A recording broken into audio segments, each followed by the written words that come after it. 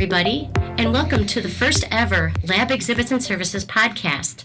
Today's episode is brought to you by the Lab Ladies. Welcome, everyone. My name is Jennifer Janiga. I'm the Vice President here at Lab Exhibits and Services. I have been in the industry for over 20 years, and I am in charge of the sales, bringing in sales here at our organization here at Lab. We're really excited today to talk to you about an RFP process and how to help you and your organization just do the right things when writing an RFP. All the items that are going to help you just create a better exhibit and branding for yourselves with your marketing program. I'd like to introduce Deb Smolin. She's going to be joining us today too. Deb is our new business director. Deb, tell us a little bit about yourself. Hello. I've been in the business for almost 30 years, and I have been on all sides of it, which certainly is an asset for our clients. I used to work for show management, the show contractors. I was an account manager and an exhibit manager who handled more than 50 shows per year. So you truly will be in great hands with Lab Exhibits. I now do new business development, and we are here to help the process for you. And as the third part of the Lab Ladies team, my name is Melissa Rivera. I am the Director of Client Services here at Lab Exhibits, as well as the Marketing Manager, and have taken on the role to help showcase Lab Exhibits out in the marketplace to a wider audience, and also stay in contact with everybody and let them know all the wonderful services and solutions that we have to offer that can be brought to you flexibility-wise, as well as thoughtful, proactive budget management, as well as on-site services and installation and dismantle. We are a full-stop shop here at Lab Exhibits, and today we are going to again discuss the information that will help you to create a very successful and comprehensive RFP, and then some tools to help you analyze the best way to find the next partner as well as the next best environment for you and your team to sell and make more connections. First up, we're going to talk, Jennifer's going to discuss the process and key steps that help lead to the creation of an RFP and allows you to answer questions that you might need and addresses your goals as well as the types of things you're looking for in a new program as well as possibly a new partner. So with that, I will turn this over to Jennifer. Hello, everyone. I really would like to talk to you today about what it takes to create a comprehensive RFP. Over the years, I've seen so many different RFPs come into organizations, and there's really good ones, and then there's really bad ones. I really would like to talk about maybe 8 key points that are going to give you a successful RFP. One of the things, the most important, is obviously tell the agencies when you're going out for your RFP who you are. Really get into your company, how long you've been in service, your branding, what's important to you. Share all that information on your RFP.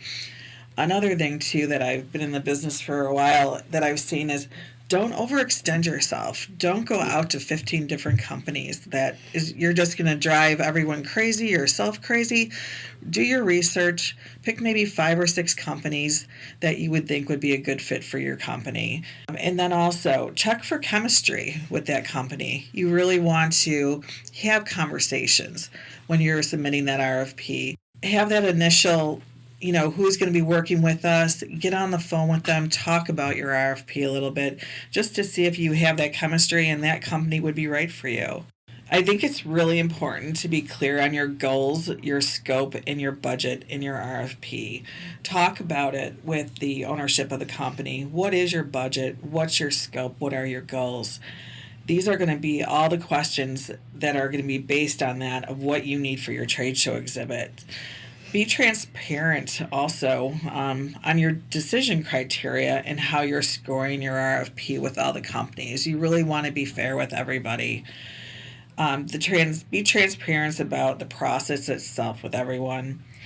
And you want to also deal with questions fairly and effectively. So when people are asking questions with the RFP, you want to share that with everybody that's bidding on the RFP. It just helps people, and it's just to be fair when organizations have questions that everybody's on the same playing field when creating the RFP and trying to design it and get a budget going for you. I think the most important part of the RFP process is honestly just be fair and honest, and then afterwards just give people feedback on maybe this wasn't the right thing for my organization, but always give feedback and just have it be a partnership with all the companies you're working with when you're deciding who to work with. Thank you very much for all that information, Jennifer. Just to go back to one of the things that you had mentioned earlier is the scope. Can you tell me a little bit more about what that means and what somebody looking for a new environment might want to include to help them with that? Oh, certainly, Melissa. So the scope of a project would be how many shows are you going to a year? Are you going from a 10 by 20 to a 50 by 50? Are you going to 15 shows a year or 5 shows a year? The scope, how many divisions do you have? Do you have, 2 divisions, 5 or 6 divisions that are going to be going to different shows? So that's just a little bit more of just giving the whole trade show program that you're looking for to the organization that you're looking to go out for that RFP. Awesome. Thank you very much for that. All right, great. So with that said, we'd like to now talk a little bit more about the design aspect of an RFP and also the things that you are going to definitely want to consider when working with a new partner or getting a new environment to make sure that it's going to cover all of the bases, specifically the ones that Jennifer just referenced in terms of sizes, booth flow, graphic, consistent messaging, and great branding. All the kind of key components to a successful external trade show environment. So with that, I'd like to turn it over to Deb to go ahead and talk about that. Thank you, Melissa. First of all, an RFP or an RFQ, request for price, request for quote, this is the beginning of a partnership, and this is what we strive for. We all can build pretty booths, but once we receive your RFP, there might be other questions that we might have, and I'm sure you've heard of design questionnaires. In this design questionnaire, there are so many details that we need to know. And if you don't have the answers right away, it's something that it's on our list and we can go back to it. But we need to know things like, what are your colors? Is your website current?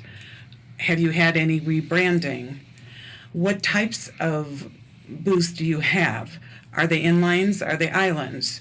And if so, then we have to have our design certainly replicate, duplicate, so that you have a consistent branding environment throughout, whether it's for trade shows or any other environments that we also do.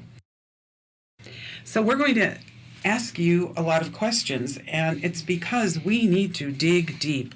We need to know what your wants and needs are. You can liken it to buying a home. A new build, think of all the things that you have to make decisions on so that you get what you want. And of course, there will be changes along the way, and we understand that, and we are very flexible. Meaning what a full-service exhibit house is that we do it all and we do all of it. So we will partner with you throughout this RFP process, and that's so important because we want to know what your company does and help you achieve your goals. That's another very important question we'll be asking you because there are many different goals at trade shows. And so designing your booth can be a part of that. How does the traffic flow? So not only do we need to know exactly all of the shows that you go to, what are your target markets? Many companies have several divisions and go to several shows. So we really need to have as much information as we can. And again, it is a process as we continue to go through the RFP. We can do all of your services, and there are a lot of them. We're very adept at machine tool shows. So whatever show you go to, we do have the questionnaire for you, and we will ask the questions if you don't know what to ask for. That's what we do. We are a full-service display house. In other words, we truly are an arm of your marketing team and your marketing efforts. One of the most important things on all of this that you have to remember is being thoughtful across the board about the process, something that's kind of been reiterated by both Deb and Jennifer during this podcast, but it's extremely important. And the other thing that's really important is the details. The details that you provide everybody are going to really be what becomes the creation from that. And, we can look at it like, we are creating prototype works of art for our clients. And one of the last things that really is important with that then is your branding, the recognition and awareness of your company, as well as the products and solutions you offer. And doing that requires consistent messaging that also allows for your clients, for you to grab your audience's attention while they are walking through the hall. So when we do consistent messaging, we also have to worry about levels of where they do that and what is the best way to do it. But we have to remember that no matter what messaging we're trying to do, we need to have it consistent through all mediums, meaning your advertising, your social media channels, if you're doing any type of corporate videos, or if you're doing even any type of user conferences or meetings. Those things are extremely important in having a successful event. And also extending your brand out to reach more people and gain more opportunities. One of the things that I really like to talk about is the analytics of your RFP. When you get all that information in from all your vendors, how do you analyze the information? We get two different types of RFPs usually. Either we're provided a design and we have to answer all the information and questions, or we create the design and help brand your company. So with the two, if we're getting a design from you, one of the things I would do in analyzing is don't necessarily go for the best price. That's not always the best solution. You're not necessarily going to get the best customer service. Really look at the company that you're getting the information from. See that you really like the company, and meet somewhere in the middle. I would suggest that for anyone that's trying to price an exhibit out. It's truly a partnership, and you want to work with that company and not always be thinking about the cost. Cost is very important. Don't get me wrong, budgets are so important, but you want it to be a successful opportunity for you and who you're working with as well. The other RFP is when we provide the design for you, and there's so many different ways that it's analyzed. A lot of people do a scorecard and go around a table of 10 people in the organization, and everybody scores the design, what they like the best, or the information that they received. Also, another great way to analyze is customer service. Who has been the person who's really talked to you the most through this entire process? Have you received the design on the time that you asked for it? The estimate on the time that you asked for it? Customer service is so important in an RFP process and also in picking your organization, because these are the people you're going to be working with for quite a long time, and just to have that person be on your side, answers your questions within 24 hours is so important. So for me, honestly, I would analyze by customer service, your design, and then your price, and try to find that true partner that you're looking for. Lab Exhibits has been in business since 1954. This is huge. This is very unusual, unheard of on this side of the trade show business. So we know shows. It doesn't matter what type of show it is. So this RFP process is so vital to what the outcome will be on the trade show floor. If you need some help, we can help you. We can go through it from beginning to end, and that's the beginning of a partnership.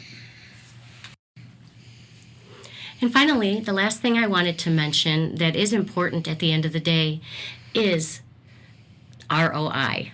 We all know that return on investment is the way that we can see where our successes are and where we can also find new opportunities and dig them out of that needle in a haystack.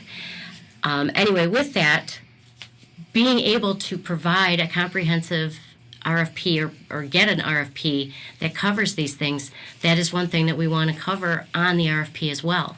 How will this new environment help you to gain the ROI or even seek it to help you measure it?